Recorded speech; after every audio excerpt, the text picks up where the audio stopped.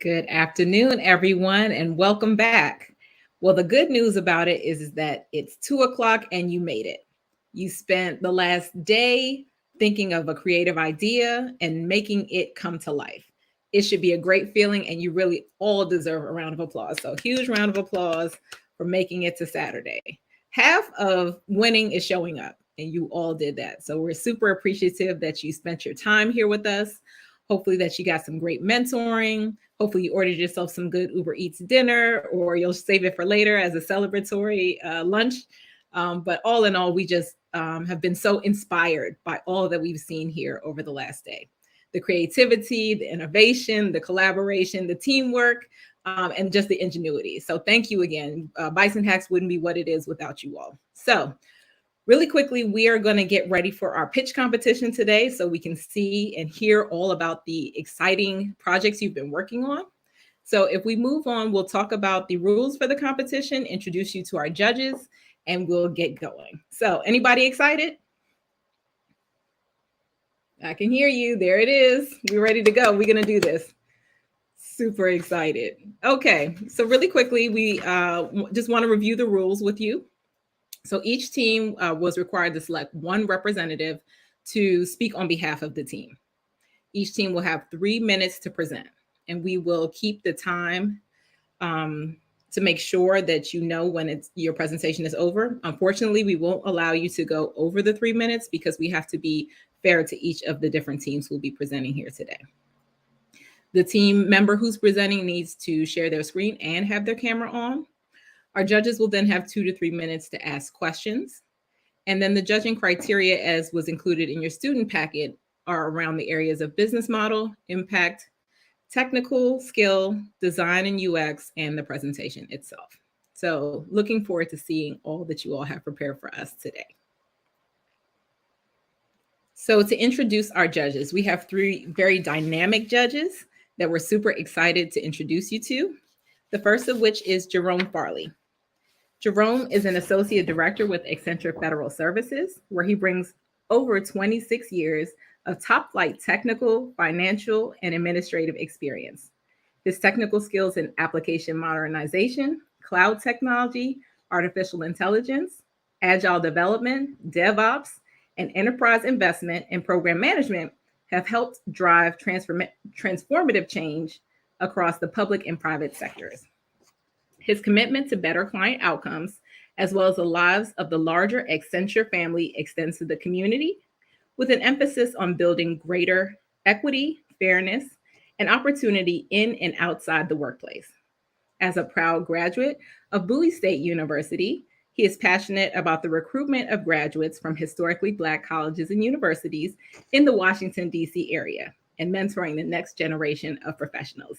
So welcome, Jerome. We're so excited to have you, and a Bowie State grad as well. So we love our HBCU grads. All right, and thank you so much for being here. And again, Jerome is representing Accenture. Moving on, we also have Chenier Odu. Chenier has been with the Boeing Company for about 7 years, and he's had the unique opportunity to support multiple organizations across many sites in the United States. Also, he has led international customer demonstrations as the electrical lead for the UK for BCA Advanced Product Development. He holds a Bachelor's of Science and Master's of Science in Electrical and Computer Engineering from the New York Institute of Technology. He has acquired a number of professional certifications, such as engineering leadership, conflict resolution, structural analysis, systems engineering, and executive leadership. In his free time, he enjoys real estate investing, reading, playing basketball, and cooking foods from various countries. So we also want to welcome Chenier. He's representing the Boeing Company. So welcome here. We're so excited to have you. And last but certainly not least is Noble Ackerson. Mr. Ackerson is a director of product at Venterra Corporation, focused on AI and ML and data science, enabling responsible use of AI practices across commercial and federal clients. He also serves as the president of CyberXR, where he focuses on safety, privacy, and diversity intersections in XR. Noble is a certified AI product manager, a Google certified design sprint master, and formerly a Google developers expert for product strategy. For over a decade, he has delivered award-winning solutions from abstract concepts to impactful digital product solutions. So welcome, Noble. And Noble has been a judge for us before, so welcome back. We're really excited to have you. And if you hear these biographies, you know why they're judges. You have some real experts in the room who certainly can help us understand which different directions you might be wanting to go in, how your idea might be able to scale, and even understand the technical complexity of what you might present here today. So thank you and welcome to our judges.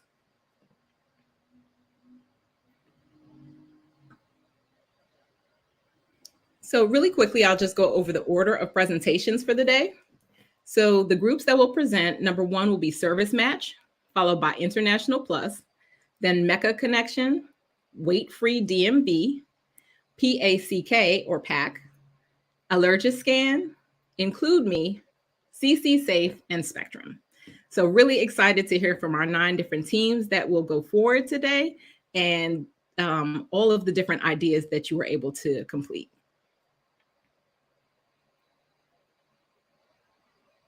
So we're going to ask that you all complete a feedback form for us. You don't have to do it now after the presentations are over, just to let us know how the competition and the event was for you, what things worked well, what things could use some improvement, how we can make this event better next year, and what things you might like to see that we haven't been able to do as yet.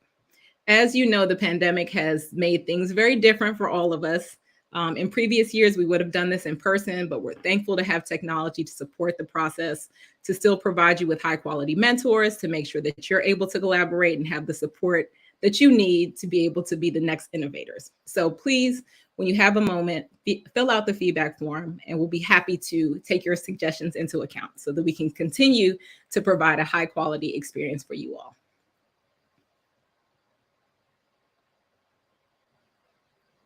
With that being said, I think we're ready to kick off the pitch competition. Everybody ready?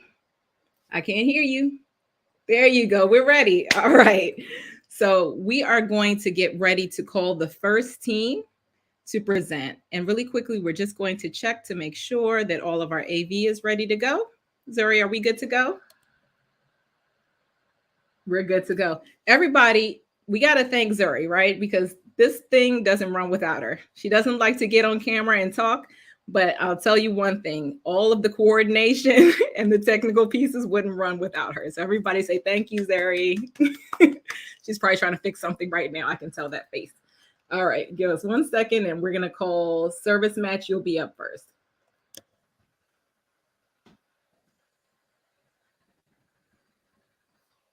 Okie dokie. Zuri, let's start with Service Match.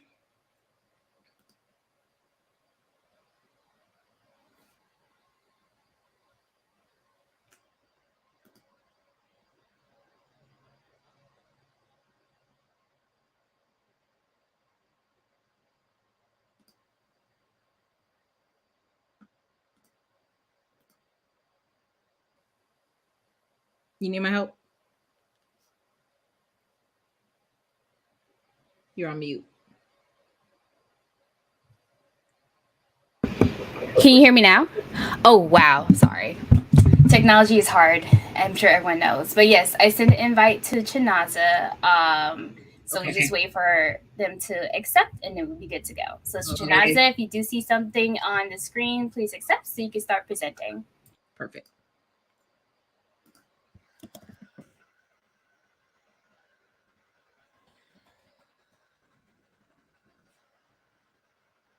All right. If we don't, if he has not accepted, then let's move on to International Plus and we'll come back around. Okay, so I'll do International Plus. International Plus. And we'll be having Asashish coming to the stage. So I'm going to be sending you an invite.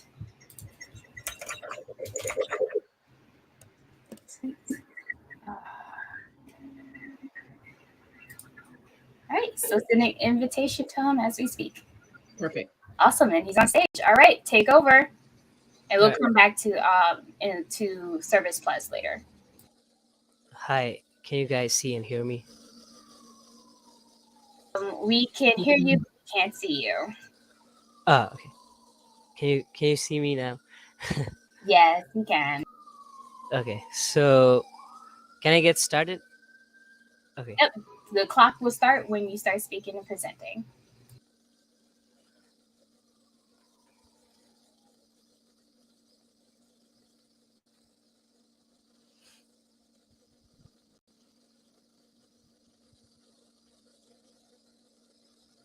Okay. Hi. Uh, International Plus, connecting international students. International Plus is for the avid international students who find difficult to find resources and connect with other people while transitioning to college from their home country to the United States. Team members, we are all 5 international students from Nepal, so this is really intimate for us. So product summary, user need. Managing everything related to housing, fooding, entertainment, blah blah blah, everything. If for the first time, if you are new to a new country, is very difficult for anyone. So our product is for those international students who find trouble finding rental apartments, roommates, do not know the culture, do not know the education system while transitioning to the college. So we came up with International Plus. International Plus makes it easier for international students to make their stay smooth in the United States. It provides information about housing near the university. Helps them find friends, make connections. It helps them attend events, learn about different events. It notifies them about different events. It provides them information about different events. Why we are doing this is because adapting to the new environment becomes very difficult for Hey, people Shish, if they are experiencing. we lost your presentation. Was that intentional? No. Okay, Uh, you might put it back Yeah, on. you might have to reshare that again. We'll pause the timer.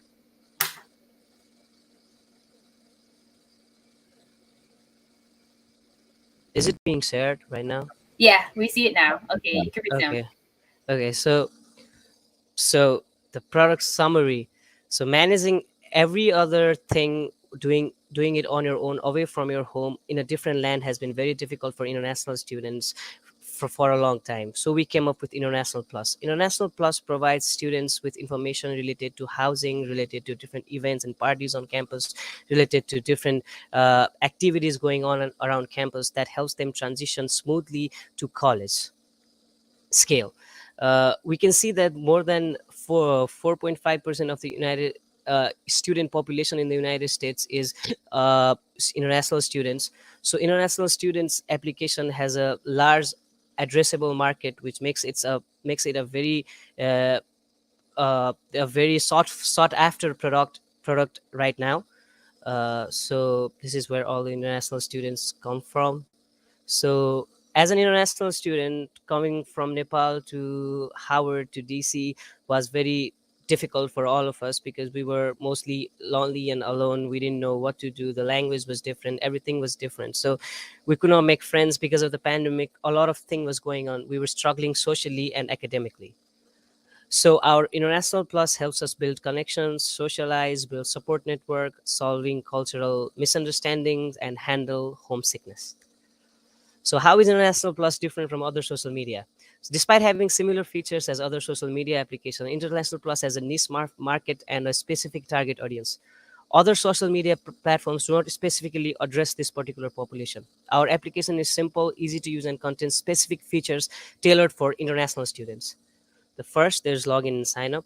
Here, the user opens the app, logs in, or signs up regarding to their needs, and after logging in, they go to the activity section, and the activity section is where the students find resources and flyers posted by other students and alums, be it socializing events like parties or clubs or homework assignments. The activity page acts as a one place solution for users needs as international students. You can see that there's and then resources. You can see that there's a lot of resources like the clubs that students can join, like dance club, poetry club, finding housing resources, finding fitness resources, and then composing posts. Users are able to share their resources and news on the compose post page. You can see that a person is trying to share on campus job for international students. So on-campus jobs and other resources that are helpful for international students to make their stay smooth, they can share it to other students, and then it will be posted to the home page. We can see that it's been posted to the home page, and then in the profile page we can see the different pay posts that the user has made. Ashish, So your time is up. I'm sorry. okay, thank you. Thank you.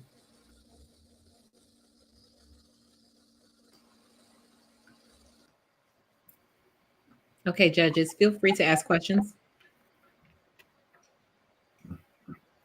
Thank you, Ashish. Very, very interesting concept. I was just curious in terms of how do you differentiate your product from the other social networks, just having a group in Facebook or any of those other types of social networks. So the one thing that I've noticed is like having a Facebook group, it gets all messed up and crammy because there's not a lot of resources that are tailored for international students only.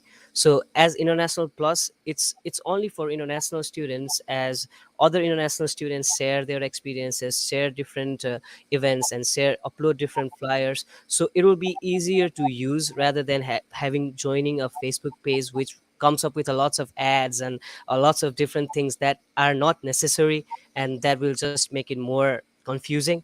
So international plus is more simple and more easy to use in that regard, and it also has information about different clubs and different activities which uh, is tailored to a particular campus. So that will allow it to be like a different application for a different campus. So it will act as a international students application tailored to a specific campus. Okay, thank you. Mhm. Got a question. So you addressed the target market. It's pretty cut and dry, international students. How would you reach those students? What's your distribution strategy? So what we've been thinking is as of right now, posting it on different other available social medias, as well as posting it on university group chats. Like there's a group chat for Howard University international students. We can post that in that group chat, and then that way we can make it reach to other people. So within the university we can market it within the university by meeting with different international different international students and international students clubs and so on. Yeah. And then lastly, what technologies, you showed a mobile app. What technologies did you use to build that? We used Java, basically Java for the entire mobile application, and for backend we used back4app parse backend, back4app low code backend. So it consists of different posts, different clubs, and the collections consists of different posts and different clubs, and it interacts with the Java and XML front end. Are you connecting to any? Would you plan connecting to any APIs for data related to like calendar information? So I was getting to the part on scaling the application. So for scaling our application, we are thinking of integrating, let's say, different chat rooms and different rooms for discussions, and then we plan to we plan to add chats and group feature, but it could not work out in a 2-day time frame. So for our future plans, we are planning to add different features like chat features, like information about immigration, like CPT, OPT, other informations that are necessary for international students. We are planning to add those as well to our application. Yes.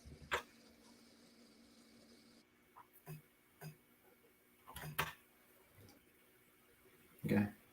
Okay, perfect. Thank you so much. Just it resonates with me since I was an international student, and I certainly can appreciate what you're trying to do. Good job. Absolutely. Thank you. Okay, we're going to go back to service now. All right. I'll send out an invite for Chinaza to come join stage. Yes.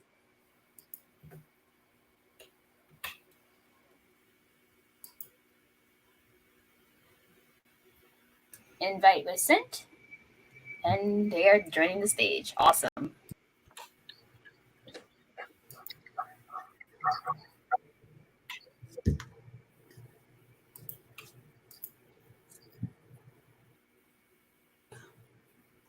Hi.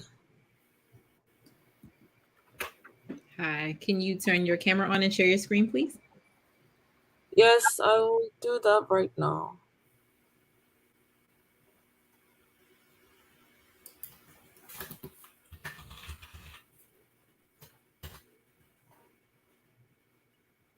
Can you see my screen? Yes. Okay. Yes, we can. Let us know when you're ready. Okay, thank you. So good day, everyone, and the panel of judges. I am Chinazawa Bufo, representing Team 7, which is Service Match. So I remember when I was a high school student and I was calculating on my fingers the amount of community service hours I had done tutoring at my high school. I also recall my friend sitting down for hours on end, Googling community service opportunities near her area and how tenuous that task was. Fast forward to today, and my teammates, Farouk, Anu, and I have created Service Match, a web platform to connect volunteers to available community service projects. In essence, match volunteers to opportunities. So now, according to a study by the Urban Institute, more than 80% of nonprofits rely on volunteers.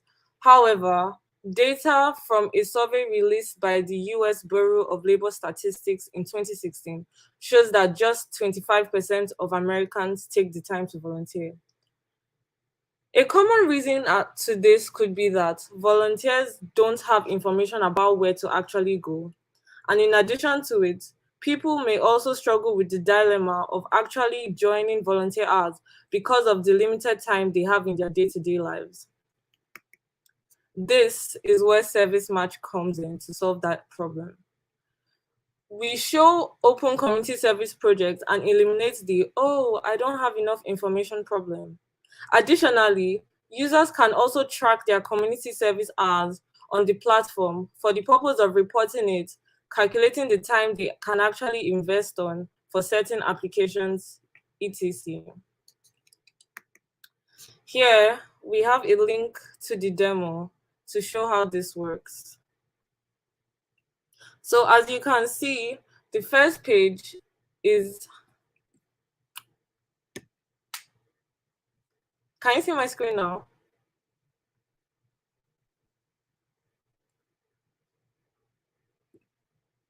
Yes, we can. Oh, okay. Thank you. As you can see, the first page directs you to sign up. Here, I'm going to show how this works by actually doing it for you.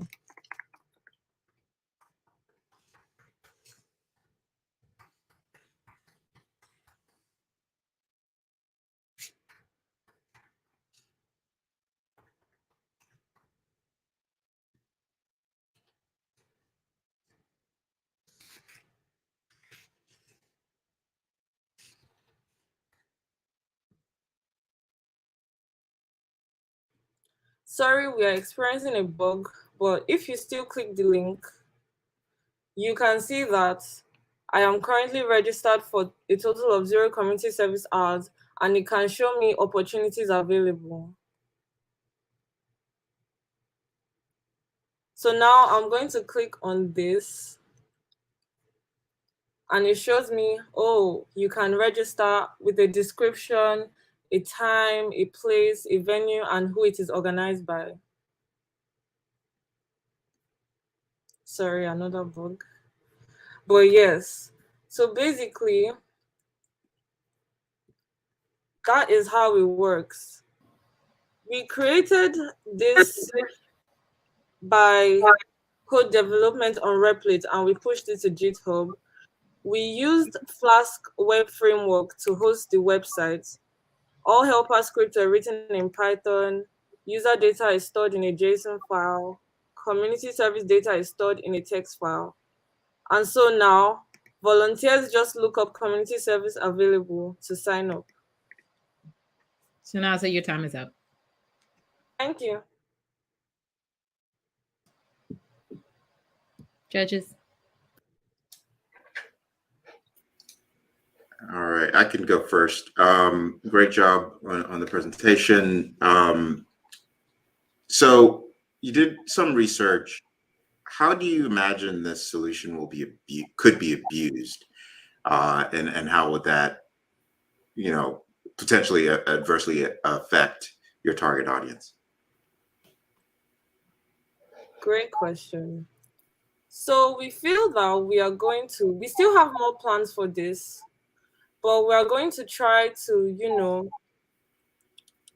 make it, we're going to try to generate data from it that tracks every single activity that happens on the platform. So that way we can tell when someone is trying to, do some funny business, and we can prevent that.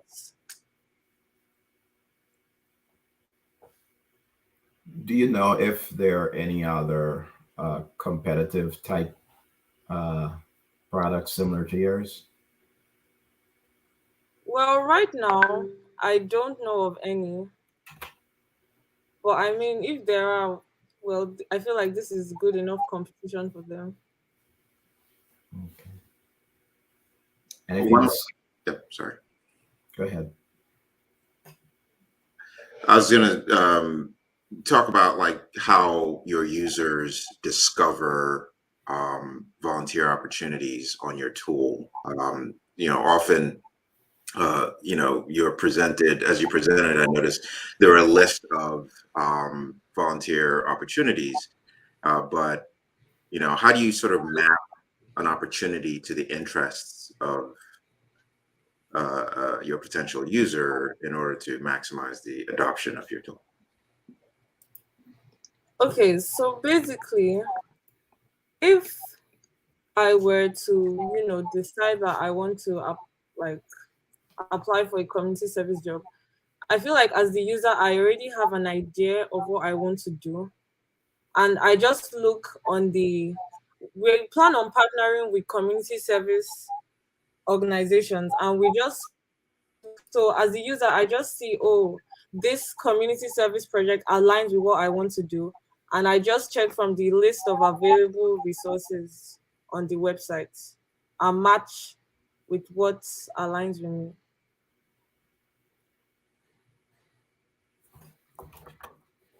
Okay. Each organization has a description that shows what they do. So that will be very easy for the user to know, oh, this is what is happening. Okay, thank you. One other question. Would you have two types of users, maybe organizations and then volunteers? Yes.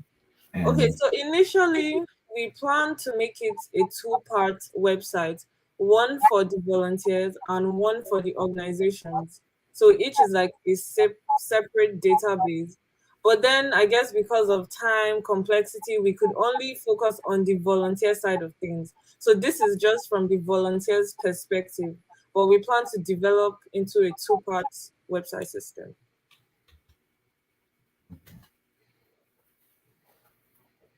awesome. Okay. Very interesting solution. Thank you. Awesome. Thank you so much. Okay. Mecca Connection, you're up next. All right, so I'm going to be sending an invite to Kimar.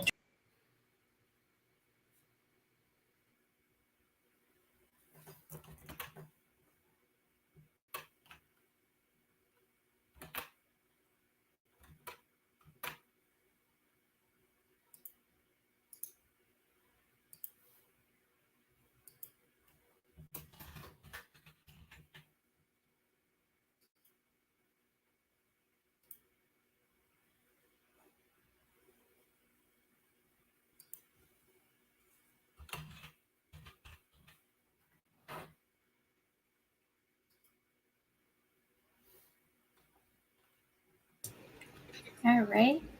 Is Kimar on stage? Taking Oh, awesome. Great. You could go ahead and Yes, take it's- over. Okay, give me a moment.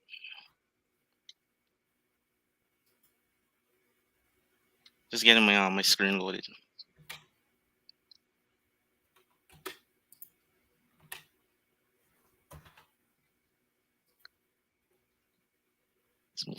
It's moving a little slow. Sorry about that. Sorry about the delay.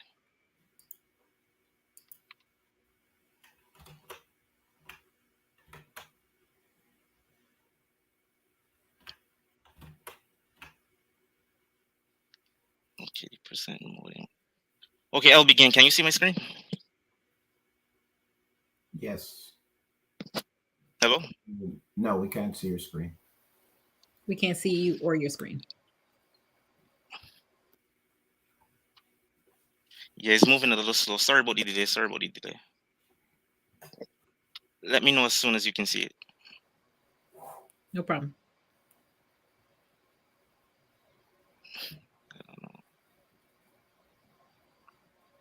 No, I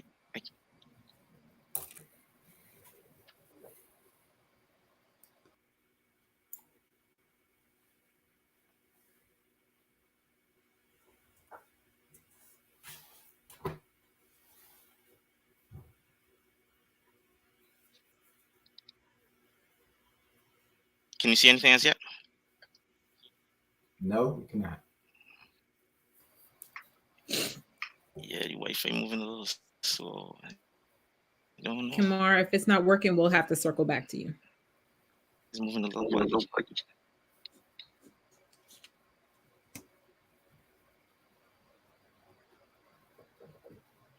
Yeah, can you circle back to me? I will go on one of my colleagues' laptop and see if that Yep. makes a That change. works. Okay.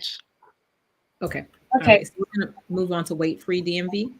Yeah, we're going to do weight-free DMV, and then I guess when we get back to Mega Connection, I'll send the invite to Brandon Clark. So for weight DMV free, we're going to send the invite to Musa. Here you go. So Musa, look for an invite from me. All right. Inviting Musa to the stage. Hello. Hi, we can hear you and we can see you. Go ahead and take over. Let me just share my screen as well, set everything up. Entire screen. And please let me know if there anything goes wrong. I wouldn't want to be talking without the slides up. But is it up right now? It is. Yes, you can see it. Okay, let me just start my timer. And also, before I start, I just want to kind of disclose that I had to make the presentation a little faster than it should be. So if any point I don't make sense, we can talk about it in the questions part. But yeah, I will get started. Well, hello, my name is Musa Osan, and I'm so excited to show weight-free DMV. Have you ever had to get a DMV appointment? Well, if you have, you understand the struggle. Getting a DMV appointment is quite hard, and most appointments in the Virginia Center are 45 days backed up. And that's where we come in. So what is a weight-free DMV? Weight-free DMV is a service that helps you get notified when there's a DMV appointment available within a time frame that you specified. I want to get to the tech stack in our questions tab because we don't have the time for this. But our business model, so the people that we're our users are going to be anyone who drives basically in the DMV area, and we will attract users through word of mouth, our website, and blog posts such as Reddit. And our impact is we have the potential to shave off hours of time from our users' schedule by looking up for DMV appointments on their behalf, and not to mention the stress we're going to take away from the lives. And our project is quite scalable to other states and other metropolitan areas. And our MVP is quite functional, and you're going to be able to see that in a few seconds.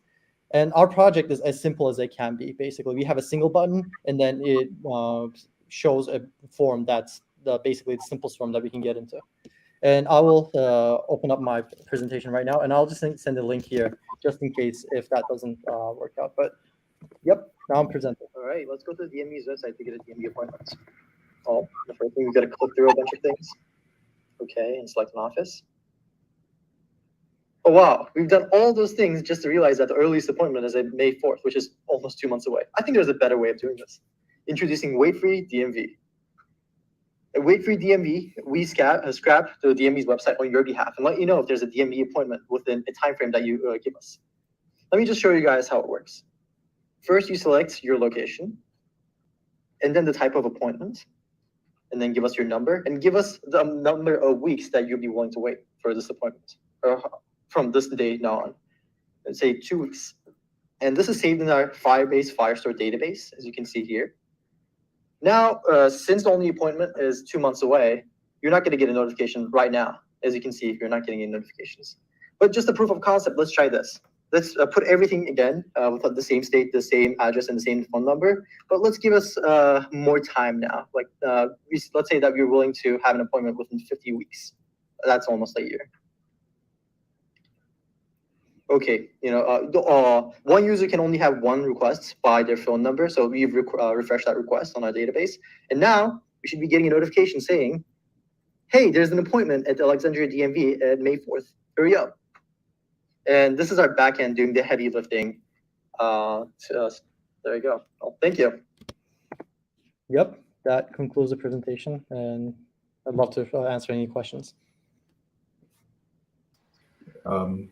Very, very interesting way of getting two presenters on.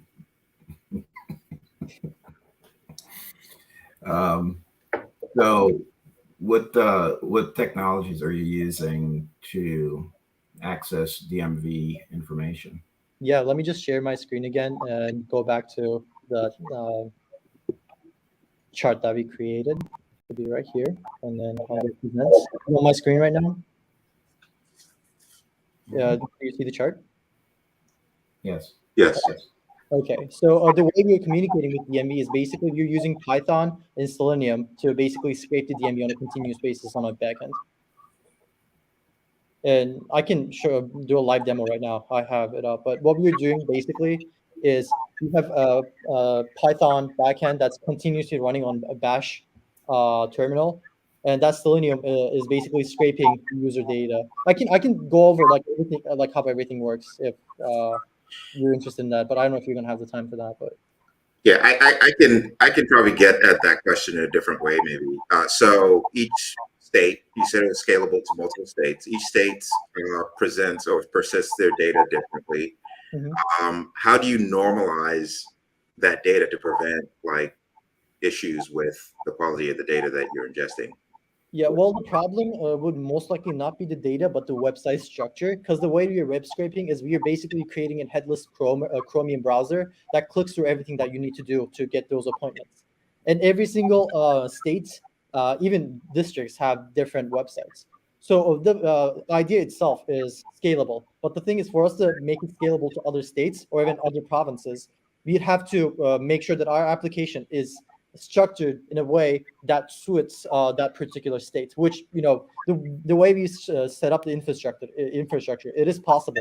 But again, we started focusing on the DMV area given the time limit we had, which is 24 hours. And we only have 3 people on our team. And the backend, I was the person who was responsible for the backend. So we had to kind of narrow down what we were doing. But it is possible. And we have structured our program in a way that we can add more states to it. But does that answer the question? Yeah, Dr. Brown, if I could, 2 more questions for me. So one, you have no control. Why not an API approach, right? So you have no control over, Maryland changing the structure of their website tomorrow. You don't know their roadmap. And so why this approach? Yeah, that's an amazing question. And that's actually something that we asked ourselves. Why doesn't DMV have an API? Well, unfortunately, they don't have an API. And if what we can do is, one other suggestion is we can create an API on DMV's behalf, but then that's basically the same thing we're doing, scraping their website and then creating an API. And that's basically, full circle to exactly what we're doing. So the answer to that is the DMV doesn't have an API that we can use. So we had to do this manually.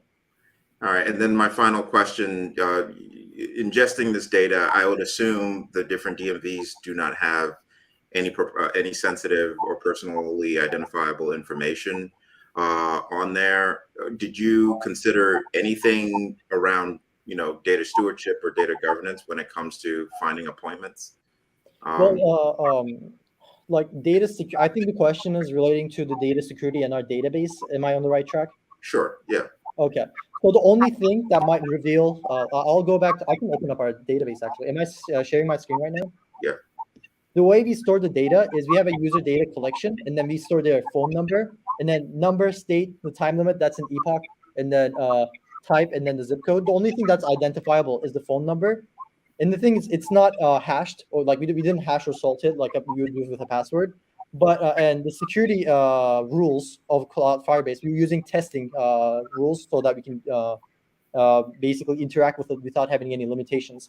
But it is we're just assuming that Firebase is secure enough for us to store it this way, plain text manner. But again, if you were to actually scale up and create a full blown business out of this, then you'd have to have a better data scheme. But the thing is, this is what we had in 24 hours, and it worked just fine. But again, I do understand the shortcomings of how we can reveal sensitive user data. But this is the way we store it right now. That makes sense. Thanks. Mm-hmm. Is there another product similar to this that you have seen in the marketplace? Well, actually, the reason why we created this is the frustration of us not being able to find a product like that. Like I myself, I have to get a DMV appointment like every 8 months because of my legal status, and I have to basically get an appointment like almost every 5 to 6 months because of the fact that I have to get something on 3 months in advance, and I have to do this constantly. And I was like, why don't we just create something that scrapes the web for us and does it for me?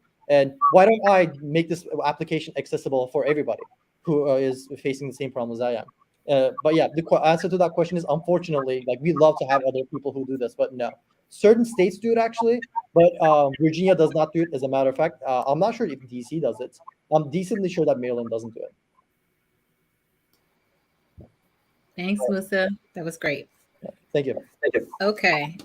Is Mecca Connection ready, or should we move on from you all?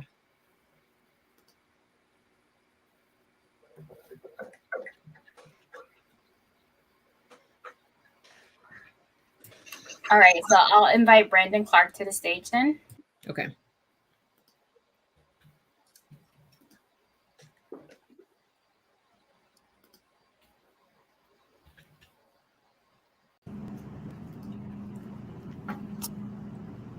Hello, everyone. Hi, Brandon. This is actually Kimar speaking.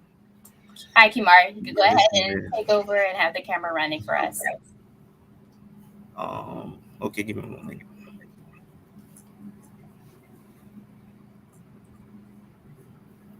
Can you see my screen? Yes.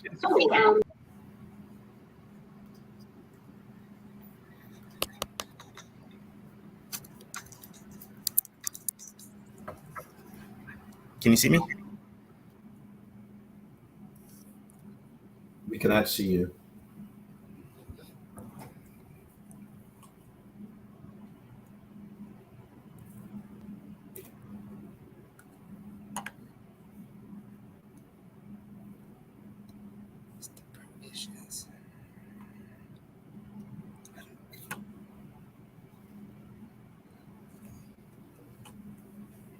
We see your screen fine.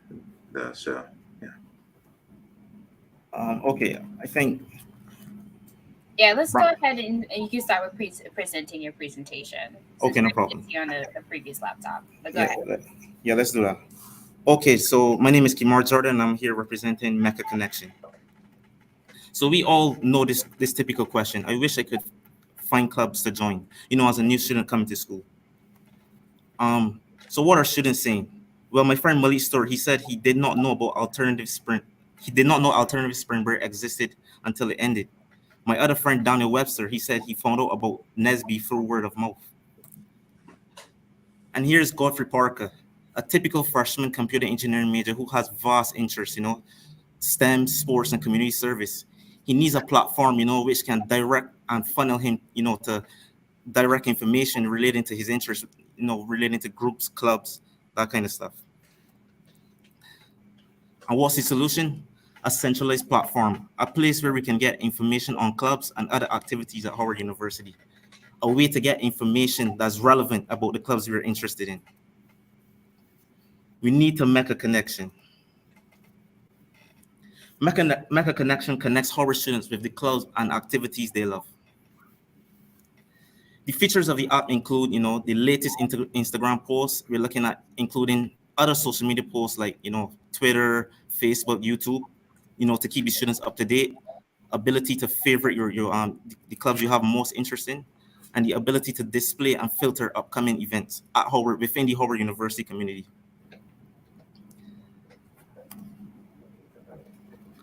What is our target market? Incoming and continuing Howard University students, and also the organization and others holding events within the Howard University community. And as we know, the total population at Howard is about 10K roughly, including undergraduate and graduate students. So how do we compare with similar apps? Well, Court, they have a pretty decent notification feature. Engage is HBCU focus, but Mecca Connects ticks all the boxes. It has a clean, condensed user interface and provides general HU opportunities, information regarding HU opportunities. Our user acquisition strategy is to use targeted ads on platforms like Instagram, TikTok, and Twitter to reach our targeted audience. We'll use information like age, interests, and behaviors to find the audience we need. We'll be also utilizing a referral system. The future of Mecca Connection. We're looking to expand to other HBCUs and bring them on board, and also incorporate corporate sponsors like Microsoft, and other companies looking to provide opportunities to HBCU students. We also have a demo, which my colleagues worked on in the backend using CSS, HTML, and HTML and CSS and JavaScript. Thank you for your time. Okay, that's it. Were you showing the demo? Yes, I was. Okay. No. I can show it, yeah. Give me a moment.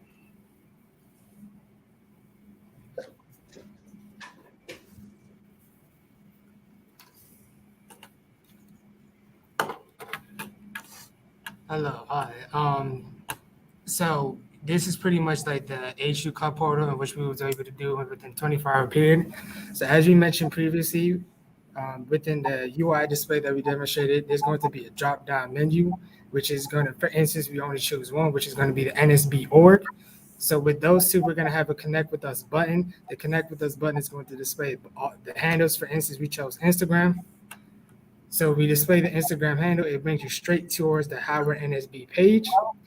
Furthermore, if we go back to nsb.org, this is the recent updates button that is supposed to display the post of the most current post of the organization or club.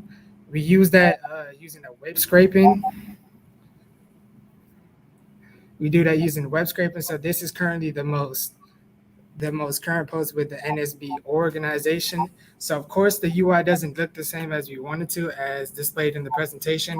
However, if you had more time, this is pretty much all the implementation that we'd have done in the project. Okay, thank you. Judges? So from a technical perspective, did you actually do any coding to store information on your site?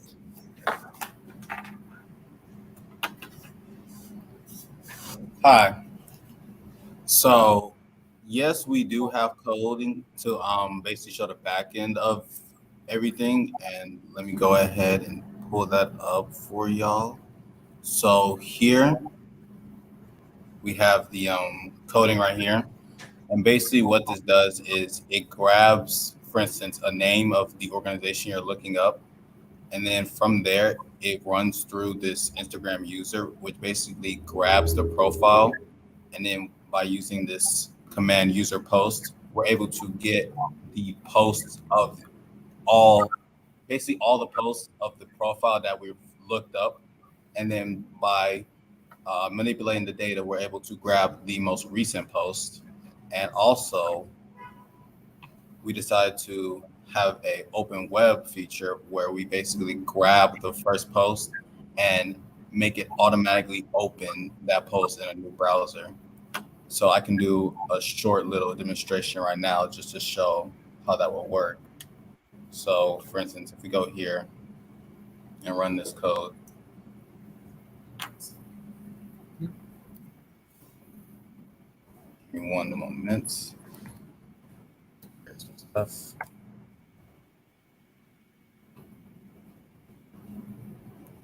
So if we run this code, and let's say we want to look up Howard NSB.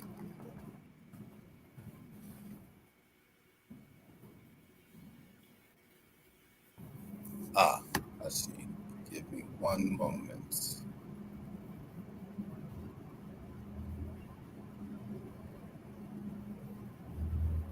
That's okay. You don't need to debug it because your time's limited. Okay, but just basically, this is supposed to grab what you were shown previously. Understood. And then open it up for you guys. Okay, thank you. I have a question for you as well. Good job with your presentation. So you don't have control over what some of these organizations will post. So I guess the question is, how would you measure that you're successfully mapping students to the right clubs and the relevant content in order to achieve their goals for you or your goals? Yeah, so one thing we were looking to implement, seasonal, surveys, to gather feedback, from the students, the users of the website, to see if it's, satisfying their needs. So that's one way where we could, analyze, how good we are doing our job.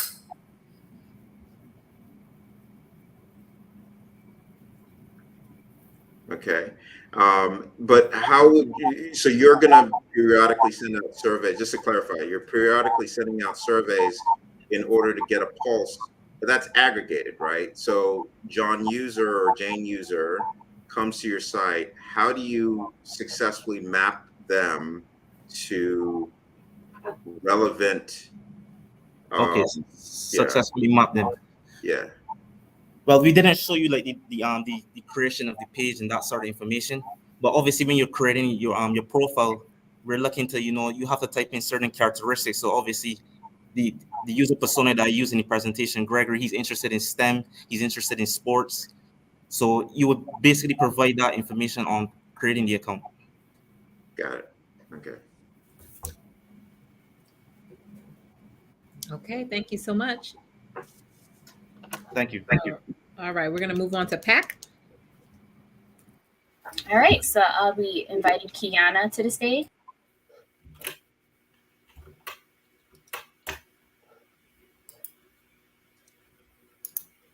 All right, Kiana will be joining.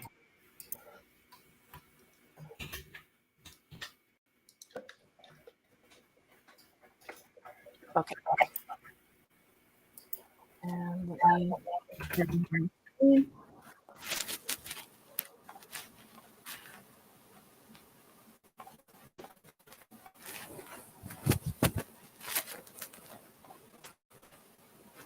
Can you guys see my screen okay? Yes, we can. Okay. Good afternoon. My name is Kiana Nagel. My partners are Sarun Peterson and Hannah Starsnick. Together, we are the Dream Team and are ecstatic to share our project with you.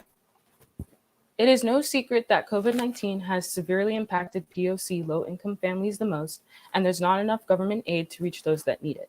The need for community outreach resources and connections is at an all-time high. The solution we would like to present is PAC, also known as Personalized Assistance and Community Kindness. PAC was created with one goal: personalized community outreach and sponsorship. PAC is a matchmaking web application that matches those willing to lend a helping hand to their neighbors with those needing assistance in their community. With our application, the user is able to choose a family or person that is in need of a sponsor. The need could be financial or material, such as school supplies or food.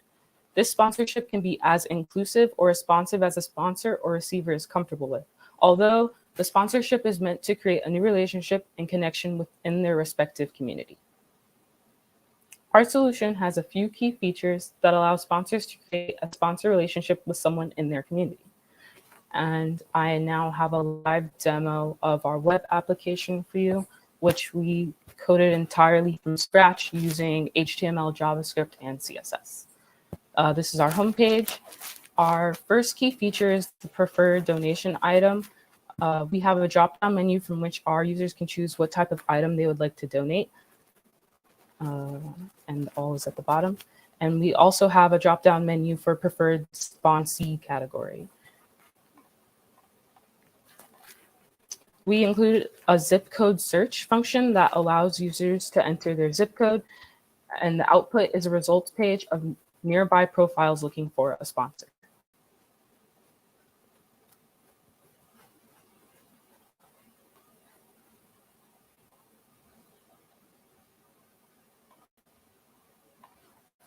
Oh, I'm sorry, I'm hitting the wrong thing.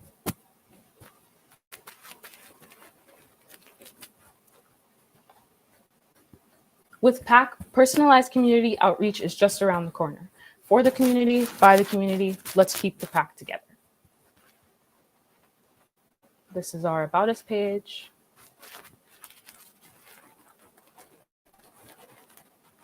And we also have our Contact Us page.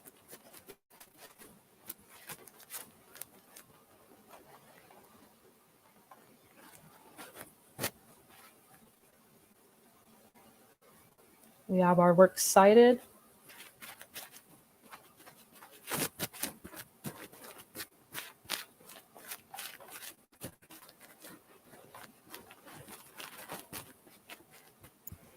Good concept. Thank you.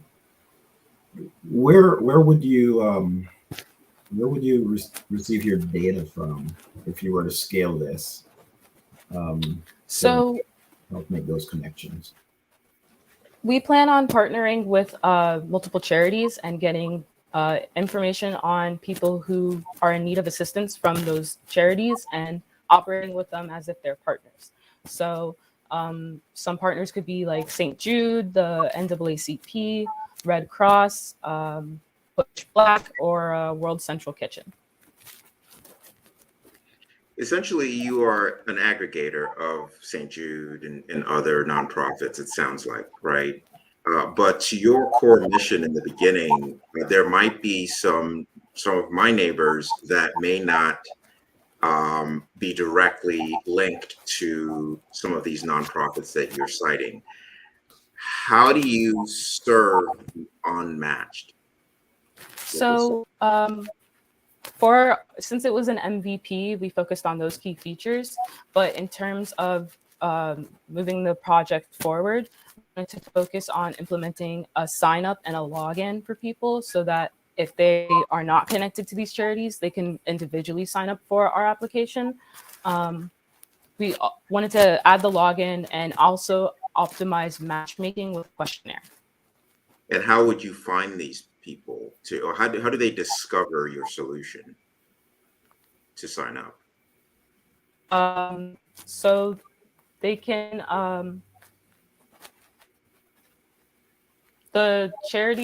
using the charities is a way to acquire users. And then also we would market or advertise our marketing, social media, advertising, all of those are options that we could use to get our product out there. Great. I have one more question. What considerations did you make to check for fraud? Say I'm a bad actor and I just want to scam someone who's fortunate to provide their kindness to me. What consideration? I know you wouldn't have time to do all of that, but what considerations did you make to check for potential fraudsters? So we did talk about that, and that's why we also made sure to put our stance on fraud on our About Us page. So we were planning on implementing a report button. So if you come across somebody who is fraudulent or is abusive, you can report them, and that would remove them from our platform. They would also not be able to sign up with that email again. They would not be able to use the platform. Okay, thank you. If there was one thing else you would do, given obviously you only had 24 hours? What would it have been?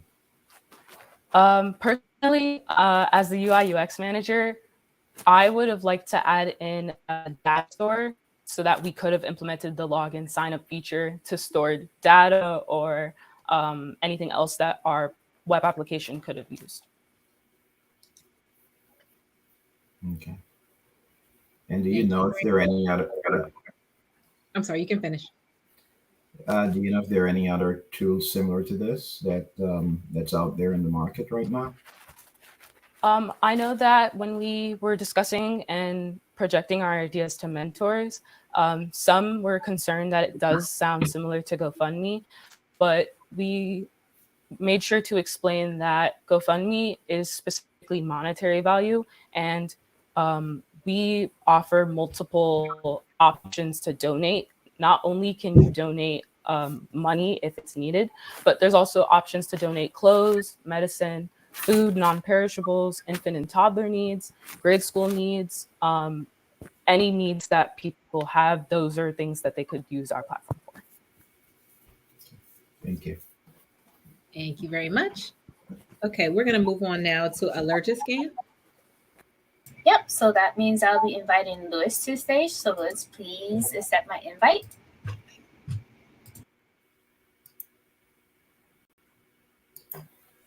Hi, how are you guys doing?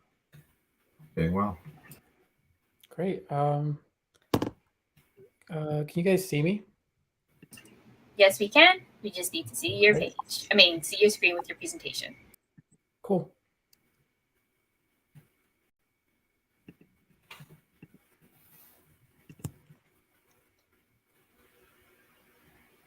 All right, and start. This is Allergic Scan. Now you can scan food for allergens. Over 32 million Americans suffer from food allergies. U.S. families spend about $25 billion annually in caring for family members with allergens. 40% of children and about 50% of adults with food allergies have experienced a severe allergic reaction. Many are accidental ingestions. This problem is closer to us than you think. You probably have a family member with allergies. I have a 5-year-old cousin who accidentally ate candy, which caused a severe and very painful allergic reaction. This drew such a strong and passionate, such a strong emotional reaction in me that it caused me to think and ask myself if there was a tool I could make to help. So our solution is an app on the user's phone that would be able to scan items and say whether the food item contains allergens specified by the user. This will allow users to easily and quickly check multiple items for allergens, which will reduce the risk of allergic reactions to food and possibly save their lives. So it works by having an app on the user's phone. They will open it. They will bring the barcode close to the camera. The camera will scan the barcode, and it will give them a result that will say whether or not the item contains a specified allergen. An important thing to see here is that they can also scan additional items. So looking forward, we want to add to our database using manufacturer data and also crowdsource data from our users.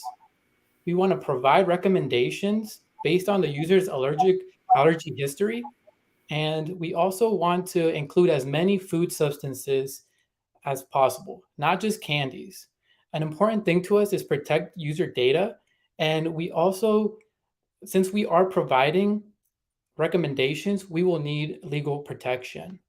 So as for monetizing our app, our service will run on a freemium service, which users with running the free version will have a limited amount of scans per month. Premium tier users will have an unlimited number of scans. So as for marketing to the DMV, we were going to go with social media influencers, targeted ads to people with allergies, word of mouth to spread awareness to the general public. We will be also using popular shops to allow customers to freely test the application. We will also be partnering with hospitals to help patients gain access to the app. So help us improve public health.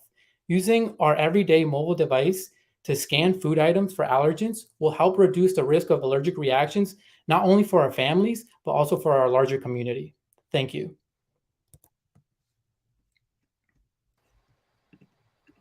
Thank you. Judges? Yes. I'll just keep this page up, sorry. Good, nice concept. So a quick question around the market. Do you know if there's any competitive products similar to this one out there? Yes, there's just literally just one app on the App Store for Apple, and they're using the scanning technology to like just look at the ingredients and then pick out keywords from the ingredients. What we would be doing differently is working directly with manufacturers to look at the ingredients and make sure we have a reliable source of information. We will also be implementing user input to get like personal, like more direct answers from like our users. So we're going to use crowdsourced data as well. Along the lines of how people are solving this without your solution, and great job presenting. Is this sort of a rules-based system where you are, making assessments as to what the ingredients are? Because I imagine as a user, I would be able to read the back of the whatever it is to see if there is a potential allergen, right? Yeah, so we had a very limited amount of time to make this project work, but essentially you would be able to like get like a candy product and just scan like the label and be able to access a lot of information directly from the manufacturer. So we would be using user data. Like let's say they have a specific allergy to something that might not be mentioned in the label, or maybe like the where they manufacture the candy or whatever item, they might not include something that's very important. So we will work with the manufacturers to give an additional warning and help that way. So is this a machine learning solution? Can you tell me a bit technically, machine learning in the sense like you're looking at lookalike data from that user generated information, or how are you technically solving the scanning and interpretation as to what your algorithm is seeing?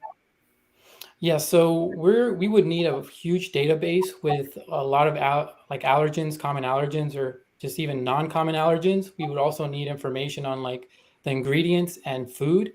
But what we want to do is we want to be able to go to a grocery store in the United States and be able to scan everything there. And that wouldn't really require a lot of machine learning, but instead like a good database. And we would like I'm saying, it's very crucial for us to work directly with the manufacturers to make sure that we include the stuff in our database. And then from there, when someone scans the label or the barcode or whatever, it will like match it and then give a result. Thank you. What technology did you use to build the app? Yes, we use Python, and the framework we use to make it into an Android application is Kivy. And with that in mind, we can also deploy it to iOS. So, and that way we would be covering both Android and iOS devices. Thank you. Thank you very much. All right. Thank you. We're going to move on now to Include Me. All right, so I'll be adding them to the stage. Okay, no.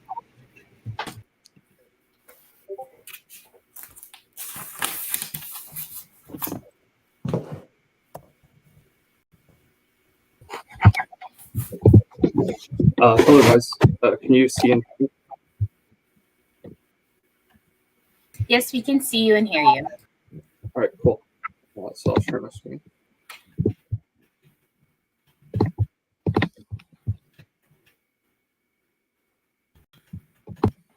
Okay, so I'll start now. So hello, my name is MD, and my team's project is called Include Me. And our motto is that inclusive data creates inclusive products. So to start, I'll introduce the problem that we're trying to solve with some examples. So have you guys ever heard about this incident where a couple of people were labeled as gorillas by the Google Photos app, or how when Twitter is given a large image and multiple faces, it seems to always prefer white faces over other faces? Clearly, there's a problem here, and the root cause of this problem is that machine learning datasets are not inclusive. So when you train machine learning algorithms and they don't have people represented, then those who are not represented, it won't work for them. So in order to solve this, what if we could actually have data from everyone, not just in like stock photos, but like anyone could contribute to data. And so that's our solution, a platform for crowdsourcing inclusive data sets where anyone can upload, label, and verify data that's underrepresented in machine learning to improve these products for everyone. So I'm going to show a small prototype that we made. So it's not fully implemented, but here you can see we have image and speech recognition. So for image recognition, you could upload an image. So I'm going to, for example, use this stock photo. And so we want to see whether or not Google's Cloud Vision API can recognize all of these faces. So when we submit, it'll submit to that API. And then you'll see the output, which is trying to show all the faces. And you can see that one of the faces is not found. So this is a problem. And whenever you have this kind of problem, you could upload your own photos of like yourself or any photos that you have. And whenever you see incorrect classifications, you can fix it by relabeling it yourself. And then other people can go on and go to the verification section where they can verify data that's correctly labeled. And this will over time build a large data set that has more inclusivity and correctness. And we didn't get to the speech recognition part, but I'll continue the presentation. So this impact is that it creates better products and fewer instances where it fails for minorities. And it has a really wide area of impact, like facial recognition and so on, which affects like pretty much every app these days. And our business model is to get people to contribute by having monetary rewards for contribution counts. Like, for example, you could contribute this many times and redeem a gift card, and also gamification through a leaderboard. And our model would be nonprofit and open source so people can trust it. And companies would pay to train on our data sets. And our costs would be low because it's just running servers and user rewards mainly. And you can see there's a lot of investment into this currently, like Google's Real Tone project that was released recently and other big companies. And then some concerns that might happen are data privacy. So we would fight this by making sure companies can only train while on our platform and have legal agreements and audits to ensure privacy. And we could scale it through these weekly leaderboards with incentives. And there are always new tech products being made which need this kind of data. So I think it would last a long time. And the technologies we used were for the front end, HTML, CSS, and JavaScript. And we experimented with Google Cloud APIs to see when their tests fail. And we used GitHub and Visual Studio and Git to collaborate on development. And here's our team. Yeah. And so that's our presentation. Thank you for listening. Thank you, judges. That's a very, very awesome concept and really well needed. So good, deep thinking. Have you thought about other data sets that could potentially benefit from this type of augmentation and training? Yeah, so for this project, we mainly focused on machine learning data sets, but really any place where you need data, like for analysis and such, this kind of solution could work. But I think it is most impactful in machine learning models because it's created in such a way that anyone can upload and verify to ensure integrity of the data. And then this is exactly what machine learning models need, which is labeled data to train and create better products. So it sounds like you're leveraging Google Cloud Vision and or similar vision-based APIs to do this. Is that correct? Yeah, so we use the Google Cloud Vision API to test whether a specific photo that the user tries does not work currently with their ML offerings. Okay. So due to state regulations and like some country laws that are currently enacted, even Google's Cloud Vision API does not allow using photos of real users. So it's not a technical problem, but it's more a regulatory issue, a policy issue when you're talking about data privacy and potential harms. I guess my question is, how do you get around that? Yeah, so when we showed the Google Cloud Vision API being used, that was just as a test. Like in the real product, we wouldn't need that section. Like it would just be users contributing data and labeling it. But in this case, we just had the example with the stock photo to show an example where Google's Cloud Vision API fails to work. And so that's an example of this being a real problem in the real world. But what I'm saying though is regulations prevent you from doing exactly that. What was that? Exactly what?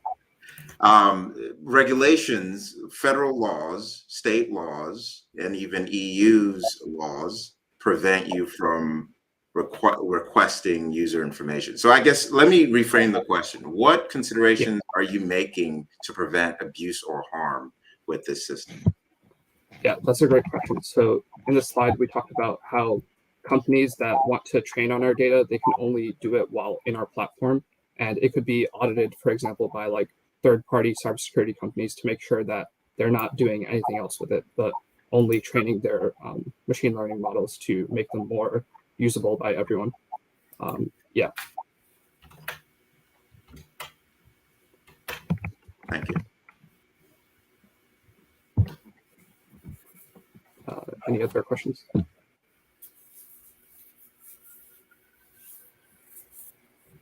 Okay, we're all set. Thank you so much. Thanks so much. Great Moving job. on to CC. Great job.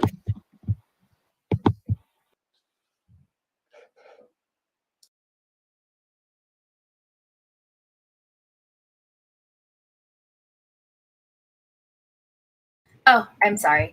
All right, so the next team is CC Safe, and I'll be inviting Marquise on stage. So Marquise, look out for my invite.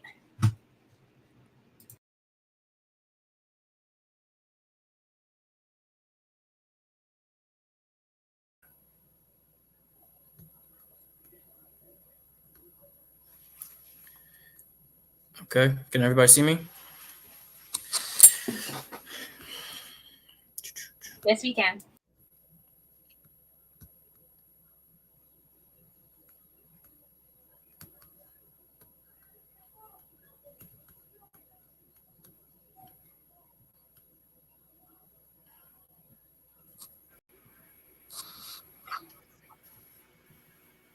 Is the presentation up? You're seeing the web page, not your presentation.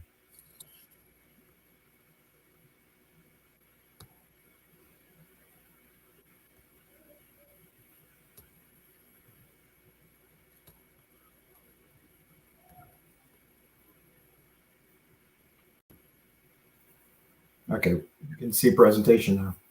Okay. Give it 1 second, slow. Okay, I'm ready. Our project is CC Safe. As a young Black man in America, I can personally tell you, all it takes is a Christmas lights to flash in my rearview mirror, and my heart will drop to my stomach. And for the majority of the Black community, when it comes to interactions with police, it's the same. And that fear, confusion, and tension during these interactions can result in unnecessary actions, which can lead to unfortunate consequences. But let's rehash the scenario. You're a young Black man or woman in America, but you have CC Safe. You're getting pulled over and... I'm being pulled over. No worries. After pulling over, the officer will walk over to introduce themselves, and most likely tell you why they are pulling you over, and ask for additional information. Have your license, insurance, and registration ready. While the voice is most likely to put you to sleep as well as ease your mind, the point is that it will give you this information and process necessary for interacting with police officer and inform you of your rights to put your mind at ease. It would also go on to record and allow you to send the recording afterwards to pre-selected contacts and to the police department. Our outlook on this is not only to go ahead and, calm the nerves and facilitate safe communication with police officers, but also to maybe possibly consolidate information such as insurance, registration, and make the process more efficient. While it would require more security, that's one of the things that we're looking forward to, as well as a law enforcement version, which would make the process even more seamless. And ultimately, car manufacturers could include this just the same way they include Pandora. That way you have access to it even without a phone. Our target audience is ultimately Black parents who care for their children's safety and recognize that even when the parent isn't around, they may need guidance when interaction with police officers. We would target this audience by going to DMVs and advertising, as well as highway signs. That way that they have access to this in different ways. Ultimately, we want this as low cost as possible. That way, it doesn't matter where you're from or what your tax bracket is, you're able to provide safety for your children and yourself.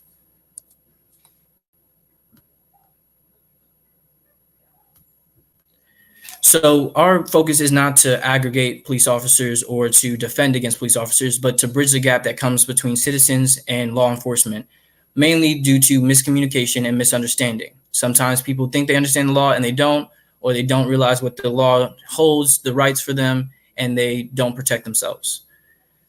This will make the difference in bridging and being an ally to the community. So the next time you drive, don't just ride safe, ride CC safe. Any questions? Good concept. Tell me a little bit about how you developed, what technology you used to develop the application prototype.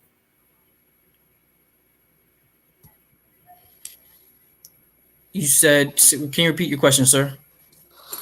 What technologies did you use to develop the prototype? We used HTML for the voice memo. It was an API. It was actually difficult to get the voice activation, so we had to work a little bit around that. We also instituted a database that would take into account registration for, license numbers and stuff like that. So that's what we used.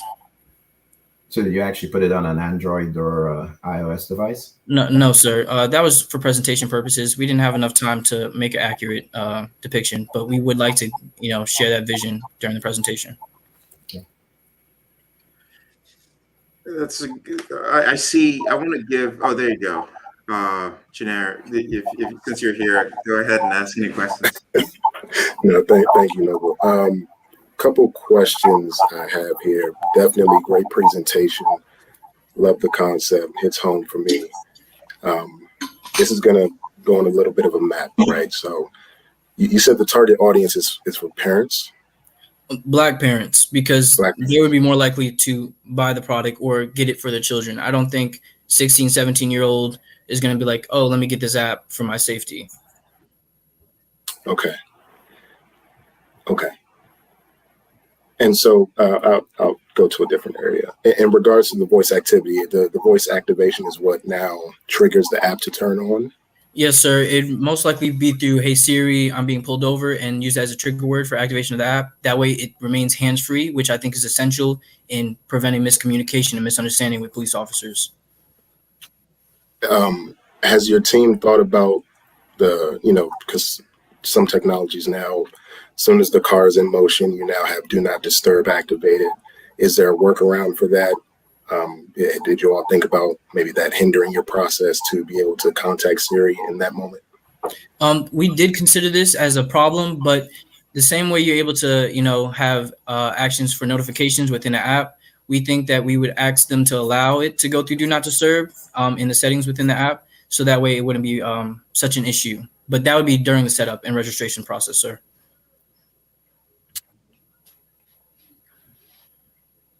I think I'll hold other questions. Thank you. Thank you. Great presentation. So Tell me a bit more about, how you are doing the voice transcriptions, or at least agent to human, like the human behind the wheel. Like, are you using like Watson, or tell me a little bit about the technology to, you know, understand the language that is being said, one, and then two, is it only supporting English? Can you? So you're asking what was the software used for the voice memo? I'm sorry, sir. Libraries, APIs, is like It was APIs, and it's text transcription, so it could be done in different languages as well. Although we both understand that the translation, when it comes to accents and things of that, may not be as best. So we would definitely have to look into making sure those are seamless and correct and accurate. What considerations did you make then around the context of why someone is pulled over? The demo was great. And after the first time I know when I was a teenager, I'd get pulled over every other Tuesday. So the context of getting pulled over after the first couple of times, I pretty much get what's going to happen that I need to hand over my license and all that stuff. What additional considerations do you make to sort of provide your solution context as to why you're pulled over and what's going to happen? So for the initial statement that we created for this example, we wanted to cover a generalization for a lot of the reasons that person gets pulled over. We made it clear to be respectful to the police officer, and regardless of the issues that you may have with actions that are being taken place, to dispute them after the fact, as well as some of the misinformation that a lot of people have, like you are supposed to get out the car when asked if they're doing their lawful duties, and to be clear on what would be, grounds for search of your car. So we covered those things, and and in the time span it takes for them to run your license plate and all that, this information. But I do think that it would be very viable to go ahead and create maybe a tree decision map that it can talk back to you and ask you questions. But at the end of the day, this is activated when you get pulled over. So it's a very short time frame. And I think the most important part is to make sure it's not running when the police officer walks up to the window. Exactly. Okay, great. Thank you. Do we have time for a couple more questions? All right. So, if you could just share what data is collected when a user is now, they get the app, what information is collected? So as of now, it would just be your name, your license, and other than that, like a name or email for information that may correspond with the app. But they also take in 2 emergency contacts, which I said before would be pre-selected to send this audio to if necessary. Beyond that, when we look in the future outlook, we're talking about registration and license information and insurance. That consolidation of information would also be included in registration, but I would like to include it as an option, because let's say you're a young man or woman, you may not have all this information, but you should still be able to access the app even when you don't. Now, another quick question. Based upon the information that is captured, let's say someone has another type of license that's connected to their driver's license. Is the information that's disseminated from that app going to instruct them differently based upon information that is captured? Actually, I'm glad you asked that. So because state laws are actually different when it comes to police interactions, like in Georgia or DMV, it's very important that the app is able to recognize you're in this state, and that the laws or the information that I give you may differ from what it's supposed to in other states. So I think taking that into account will definitely change what the voice memo gives initially when you first interact and say you're pulling over. And just, I guess, just food for thought. Any thoughts behind specific information shared with someone that is a concealed carry weapon holder and still being pulled over? Has that been considered by your team as well? Yes, sir. I'm loving the questions. So with the concealment of a firearm, it's not necessarily, at least from what I understand in a lot of states, not necessary to disclose this unless being asked or if you're being detained. So I was also considering in the future to have maybe a module or 2 that allows a person to inform themselves if they are within extenuating circumstances. Because me trying to inform you about exactly how to handle a firearm when they walk up is probably not the best situation. You should be informed of that prior to that situation. Awesome. Thank you.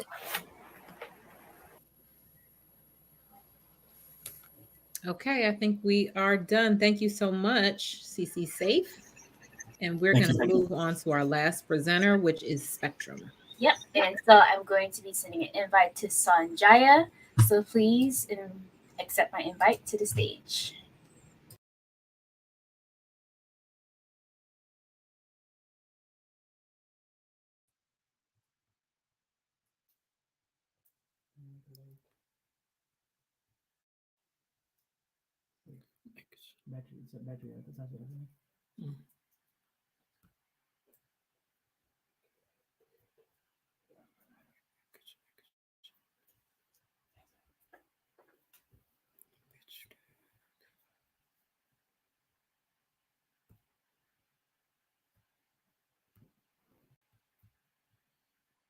Hi. Can you guys see me? Hi. Yes, we can see you and we can see your presentation. All right.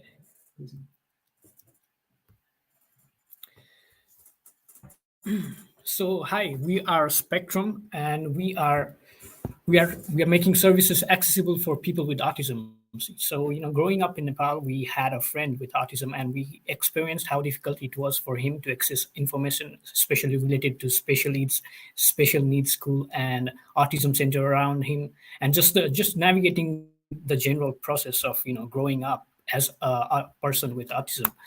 So we are making this process easier. And while 90% of business have planned to prioritize diversity, equity, and inclusion in the business, but less than 4% business actually include disability as a part of their business, as a part of their targeted business audience. So with Spectrum, we are planning to change that. So the problems we are addressing is people with autism are, they are visual learners, and there is a lack of visual learning websites in the market, and there is also difficulty to access information, especially especially the like I said, special needs school and autism centers, and parenting is also one of the problems we are addressing, because parenting a kid with autism, it might be stressful for some. So we plan to address it. So what are we doing is we are introducing interactive and media-rich educational games to our website. We are also making our website responsive and accessible with features like geolocating, and we are also connecting parents, especially parents and adults with autism, through our discussion forums. And our business model includes our user are children with autism, adults with autism, and parents of children with autism. Our plan to acquire these users we plan to partner with autism centers around, and also word of mouth and discussion forums that we have in our websites, and also send out targeted social media ad. So the market for our business is the population of autism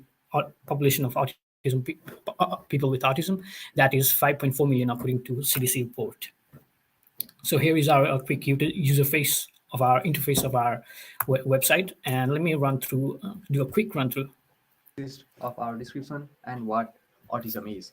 Here we have an important video which can help other people understand how autism feels, as well as people with autism to be able to relate. Now moving on to our next section, which is game. You can see 6 games here, which are mainly focused on blue, pink, and green colors, which is the most appealing colors for the children with autism.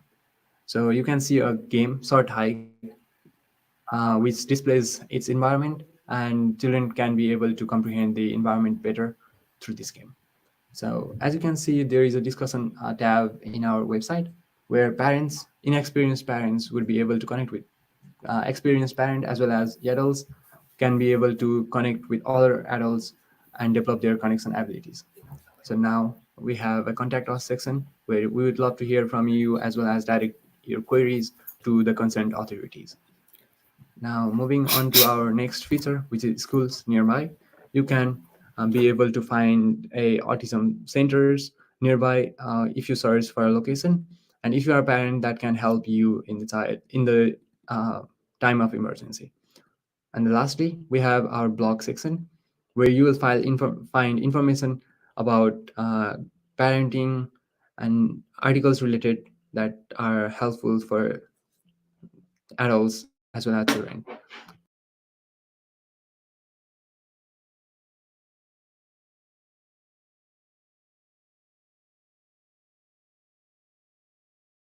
You're muted, by the way.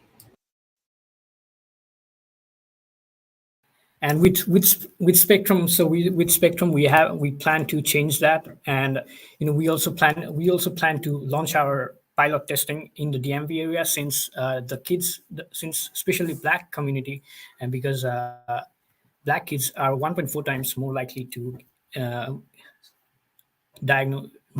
get diagnosed with autism. So with this with Spectrum, we plan to make the process a little bit more easier, and so that's it. Thank you. I'm open for questions. All right, I'll go first this time. So people with autism are great presentation, by the way. People with autism are on a spectrum, right? I imagine. So what ADA or accessibility considerations did you make, and how did you validate your approach would satisfy such a vast array of vast spectrum, no pun intended, of people with autism? Could you please repeat that? How do you validate with your users that your solution actually helps them? I guess that's another way. Mm-hmm. So our target audiences, we have like segmented our user groups with children with autism, adults with autism, and parents with autism, and of course there is like a spectrum of autism, and we all know that. And regarding children, we plan to address children with the games we have, especially educational games, because since they are visual learners, our educational game might help them. It's not just educational, but also they help kind of navigate their everyday life, because like our friend, he was you could go up to him and you could say that like you could like talk through a recipe with him, and he would not be able to make it. But if you give him a video about making like boiled eggs, he would be able to do it. So with our games, we plan to educate essentially people with autism. And regarding adults with autism, we help them link with the autism centers around, just link up with the resources that might help them. And parents of children with autism, we link them through our discussion forums, so they just can share their experience or tips or general advice. Is there any data persisted on your solution outside of profile information? Not really. So you're just linking out? Yes. Okay. That's it for me. And since like children are involved in our, children are part of our users, we will be, of course, maintaining all the legal and privacy matters with, by consulting experts. What technologies did you use to create your prototype? For the routing and the websites and backend, we use Django.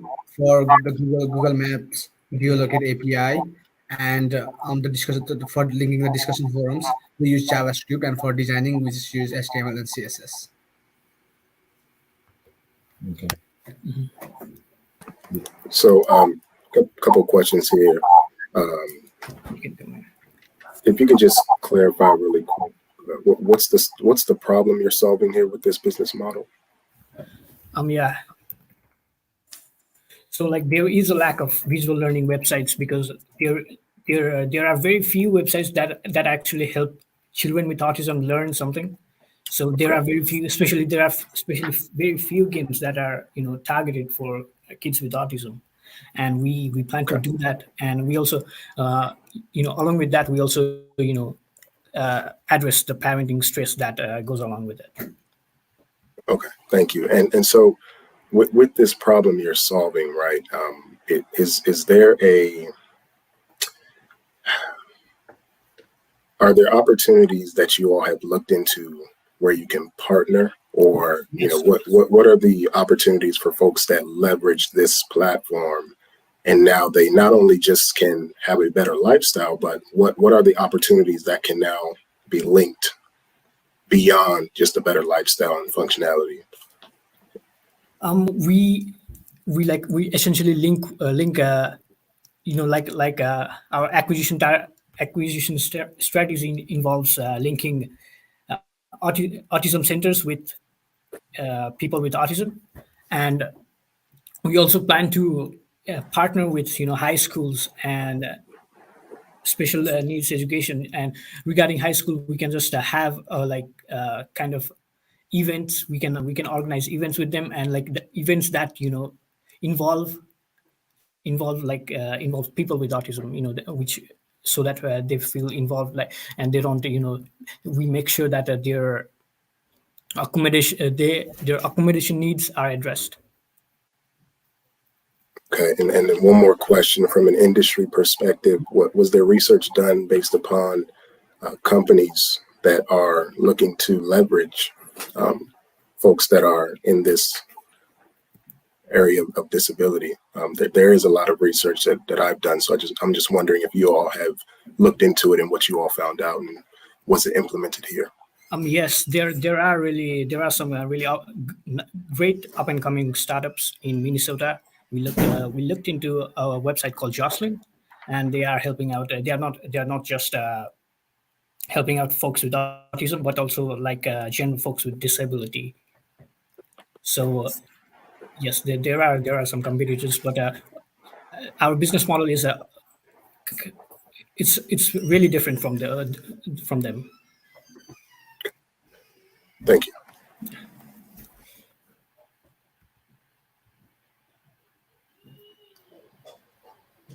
Okay, thank you very much. Thank you. And that was our final project presentation. Congratulations, everyone. Give yourself, please, a round of applause, a pat on the back, a high five to yourself and your partners for getting through this process. It really is amazing to see how much you all can accomplish in such a short period of time. We salute you, we're proud of you, and we're excited because now we're moving on to the portion where we're going to determine who the winners of the competition will be. So this is your opportunity to take a break, get something to eat, get something to drink, take a short nap, and we'll be right back. So feel free to hang out in the lounge. We probably will be somewhere between 45 minutes to an hour before we're back to announce the award winners. But please make sure you stay connected in the lounge, stop and have a conversation with some of our sponsors. But most importantly, relax. You did it. This is the win right here, making sure that you get to the end, and you all did that. So we're so super proud of you, and we will be back as soon as we have our awards ready. Thanks so much, everybody. Also, just to be the little reminder, could you please fill out your feedback forms whenever you get a chance? We'd love to have some feedback on how we can improve next year's hackathon. So take out those phones and scan that QR code and give us some information so we can help out next year. Thank you.